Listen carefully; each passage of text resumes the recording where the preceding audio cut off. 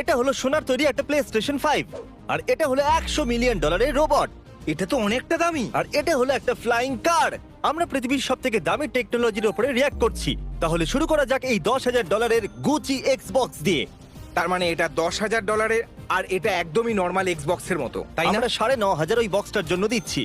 Normally নতুন console কেনার পর আমরা বক্সকে ডাস্টবিনে ফেলে দিই, আর কেউ যদি এই বক্সটাকে ফেলে দেয় তাহলে সে বলবে, মা কেন তুমি ওটাকে ডাস্টবিনে ফেলে দিলে? ভাবো, আমরা আমাদের বন্ধুদের পার্টির জন্য ডেকেছি, আর কেউ এক্সবক্সকে এই গুচি বক্সের ভিতরে করে নিয়ে এসেছে। যদি আমাদের কাছে আরো $4,000 থাকে, তাহলে আমরা এই কাস্টম মেড আয়রন ম্যান স্যুটটাকে নিতে পারি। ওয়াও, একদম পুরো মুভির মতো দেখতে। সত্যি দামের দিক থেকে একদম ঠিক আছে। জানি এর দাম অনেক, তবুও কি দারুণ লাগছে দেখতে। আমার হিসাবে এর দাম $20,000 কাছাকাছি হওয়া উচিত। এত দামি? হ্যাঁ, শৌখিন লোকেদের জন্য ঠিক ও, আছে। তো তুমি কি বলছিলে? হ্যাঁ, কিন্তু উঠতে তো পারবে না, তাই না? উঠতে পারবে না তো কি? ওকে দেখো একবার। আমি 14,000 দিচ্ছি, আমি উঠতে চাই।